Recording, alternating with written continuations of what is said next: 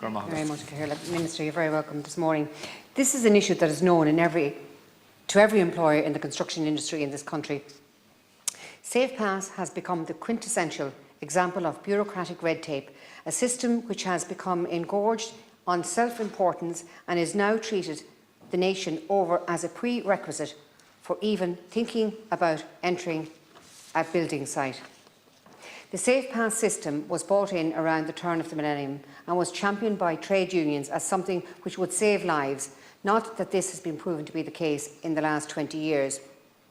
Since its inception, the programme has largely been run by retired trade unionists who organise these day-long courses which teach basic on-site safety, content which any apprentice knows a week into their course.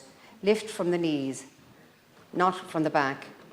Don't do a two-man job solo. Don't walk under machines, the kind of stuff most people wouldn't even need to be told. And all this at around €200 a pop, paid by the employer. At least at that price, you'd expect the administration to be top-notch, but apparently not. I spoke to an employer in the area who said that the cards are printed in Eastern Europe and that some workers are sitting around for months waiting for their plastic rectangle that will allow them to get on the job. Of course, this would be much too handy a gig to only get one shot at each worker. So Solas put an expiry date on that card, 4 years at the time, after which you have to go and do a retraining course, a constant money mill. Employers are exempt from the requirement to have a card, but almost all of them get one anyway. Otherwise, they're subjected to too much hassle trying to get past security on sites, who sometimes are not aware of the exemption for the employer. These men and women running our construction companies end up sitting through the course too, just to save time in the long run. If it was just the SafePass, perhaps it could be let slide. But it seems that every year new safety courses are being dreamt up and new cards required to do anything on site. From manual handling certs to aerial lift training, green business certs to ACI certificate, one employer told me that he saw a young worker with so many cards he needed to carry one of those old-styled American fold-out wallets that flip down and down, reams and reams of them. Minister, this system has barely been updated since its inception, and there is something very obviously wrong with it. It is simultaneously the laughingstock of the construction industry and the bane of its existence. To think that a seasoned construction worker needs to be reminded of safety fundamentals every 4 years is absurd. And if you insist on testing these workers, at least let them take it online, where a pass will automatically refresh their card, rather than have the nation's workers march off to a function room every few years and watch the same old PowerPoint as last time.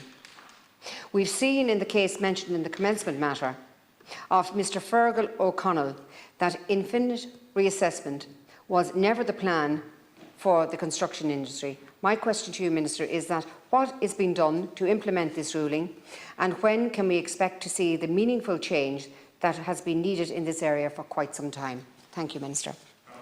Thank you very much, Cahill, and thank you to Senator Keoghan for raising this important matter and indeed timely matter. Because before I get into the substance, let me be very clear, we do need an overhaul of the construction licensing system, and we do intend to bring legislation forward shortly on that matter, which will give, I think, members in this House and the Senator an opportunity to contribute to ensure we have a modern, fit-for-purpose safety system when it comes to licensing of the construction sector. The Government recognises that changes are required to the broader construction safety arrangements, and this is currently underway, and it specifically relates to the CSCS, the QSCS and the SafePass. SafePass, as the Senator has alluded to, is a one-day health and safety awareness programme delivered by Solas approved training organisations and their tutors. These are delivered by private providers. Under the Safety, Health and Welfare at Work Construction Regulations 2013, all construction workers in Ireland, including apprentices and trainees, are legally bound to hold a valid SafePass registration card. The aim of the programme is to raise the standard of safety awareness in the construction industry and to ensure that all site personnel undergo basic health and safety awareness training to enable them to work on site without being a risk to themselves or others who might be affected by their acts or their omissions. Candidates who successfully complete the programme will receive a SafePass registration card, which is valid for a period of 4 years. As the commencement matter relates to, in April 2017, Mr Mr Justice Richard Humphreys granted a declaration that Sullus was not entitled to impose certain conditions of the renewal of CSCS and or QSCS registration cards. SafePass was not encompassed in this specific order. It related to those other two registration cards, because the key distinction between SafePass and the other two is that the latter two do carry QQI certification, and as such Mr Justice Humphreys ruled that they were not dependent upon post-award ongoing experience, self-certification, auditing or continuing assessment. They'd already had an accredited qualification. Later this year, we are going to move the SafePass registration process online for the first time. I think this will be very welcome. I'll be the first to admit this is long overdue. It'll make a significant difference to people just in terms of practically going about their business. We want people on sites as quickly as possible. We all know the importance of that. We need it to be done in a safe manner, and I think moving the process online will help in that regard. The Senator, I believe, will also be pleased to know that I do intend to bring to Government a new planned licensing model for construction, quarrying and related activities in Ireland. I intend to bring these proposals to Government within the next 2 weeks. On enactment, the proposed Licensing of Construction Activities Act will replace and amend present legislative provisions, in particular elements of the Safety, Health and Welfare at Work Quarries Regulations 2008 Act and the Safety, Health and Welfare at Work Construction Regulations 2013 as regards the technical competence and safety awareness of personnel performing regulated functions. The new licensing model intends to replace the current qualification system that exists in relation to QSCS, CSCS and the SafePass schemes.